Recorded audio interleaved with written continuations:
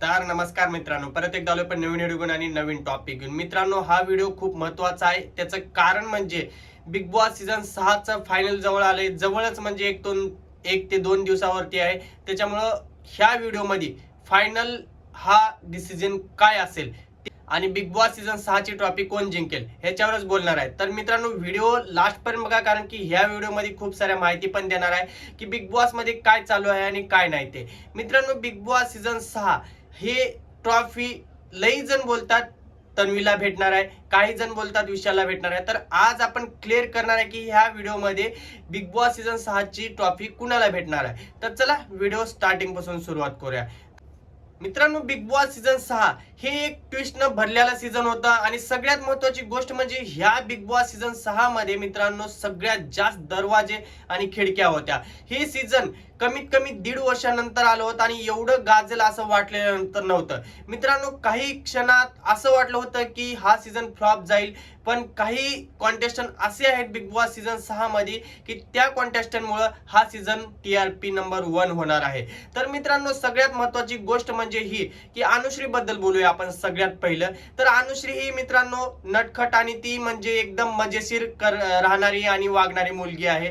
तर सगळ्यात मेन गोष्ट मित्रांनो, अनुश्री स्टार्टिंग पासून आली होती. तिने सगळ्यांना बोललं होतं की माझ्याशी बॉन्ड करू नका, कारण की मी फ्रेंडशिपच्या ह्याच्यामध्ये मिळून मिसळून राहणारी मुलगी नाहीये. ती सरळ तोंडावर बोलली होती की माझा स्वभाव असा आहे की माझ्या स्वभावामुळे जर तुम्हाला त्रास होत असेल तर खरंच माझ्यासोबत मैत्री करू नका, कारण की तिला माहिती होतं की तिचा स्वभाव कसा आहे आणि तिच्या स्वभावासारखा दोस्त भेटणं हे खूप अवघड होतं. म्हणून तिनं स्टार्टिंगलाच बोलली होती की माझ्यासोबत मैत्री करू नका, कारण की मला ते आवडत नाहीये. सरळ बोललो होतं. मित्रांनो, अनुश्री जशी स्टार्टिंगला होती, जशी चोऱ्या केली, कॉमेडी केली, हसवली, गेम दाखवली, स्ट्रॅटर्जी लावली, दिमाग वापरून सगळ्या काही गोष्टी केली, तशीच एंड पर्यंत आहे. डे 1 पासून ते लास्ट पर्यंत अनुश्री तर आहे. मग अनुश्री विन होईल का?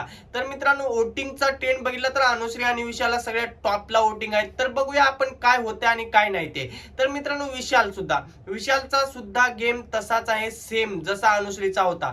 डे 1 पासून विशालने कुणासोबत धोका केला नाही, कुणासोबत काहीच वागला नाहीये. मित्रांनो, सगळ्यासोबत मैत्री करायला बघितला, फक्त एक राकेश बापटला सोडून, कारण की त्याचं जमत का नाहीये मला तर माहिती नाहीये, पण त्यांनी डे 1 पासून सगळ्यासोबत मैत्री किंवा सगळ्यासोबत चांगलं वागायचा प्रयत्न केला होता. सगळ्यांना रिस्पेक्टफुलीच बोलत होता. तो कधीच कुणाला घालून पाडून बोललेला नाहीये आतापर्यंत तरी.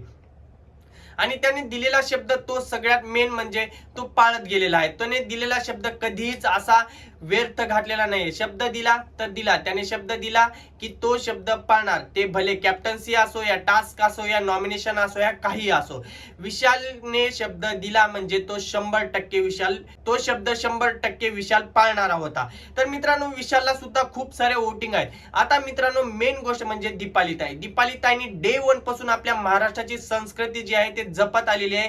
महाराष्ट्राची संस्कृतीच नाही तर मित्रांनो, छोट्या मोठ्या सगळ्यांना कसं वागायचं, कसं राहायचं, कशी शिकवण, हे सगळ्या गोष्टी हे कॉन्टेस्टंटच्याही दिमागामध्ये घातलेली आहेत.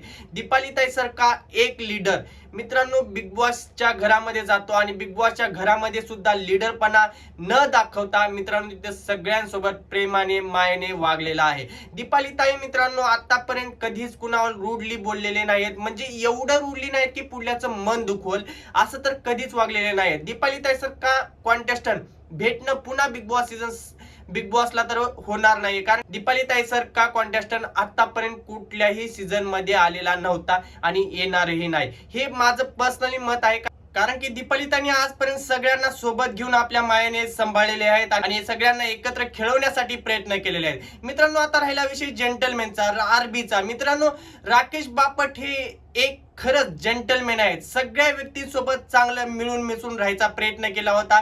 आणि मित्रांनो, राहिला प्रश्न प्रेमाचा, राखी सावंत एवढी वन साइड पागल झालेली राकेश बापटवर, पण त्या व्यक्तीला कसं हँडल करायचं ते राकेश बापट कडून शिकायला पाहिजे. मित्रांनो, कुणाचंही प्रेम कुणावरही होऊ शकतं, पण पुढचा माणूस कसा हँडल करतोय ह्याच्यावर ठरवता येते की मित्रांनो पुढचा माणूस चांगला आहे का वाईट आहे. मित्रांनो, आरबी सारखा जेंटलमॅन आजपर्यंत कुठेच बघितला नाही आणि कुणालाही भेटणार पण नाहीये, कारण की मित्रांनो एखाद्या प्रेमाला वन साइड प्रेम असेल तर त्या प्रेमाला कसं हँडल करायचं हे फक्त आरबी कडून शिकायला पाहिजे. मित्रांनो, आरबीने फक्त प्रेमाचंच नातं नाही तर आरबीने शिकवलं आहे मैत्रीचं नातं, दोस्तीचं नातं भावा बहिणीचं नातं, प्रेमाचं नातं आणि सगळ्याच गोष्टी शिकवलेल्या आहे. मित्रांनो, ज्यावेळेस तन्वीला प्रॉब्लेम होतो त्यावेळेस तन्वीला हँडल करतो, ज्यावेळेस दीपाली ताईला प्रॉब्लेम होतो त्यावेळेस दीपाली ताईला हँडल करतो, ज्यावेळेस राखी सावंतला प्रॉब्लेम होतो त्यावेळेस राखी सावंतला सुद्धा हँडल केलेला आहे. मित्रांनो, राहिला विषय तन्वीचा. मित्रांनो, तन्वी सारखा स्ट्रॅटर्जी यूज करणारा माणूस आजपर्यंत कुठेही बघितलं नाहीये.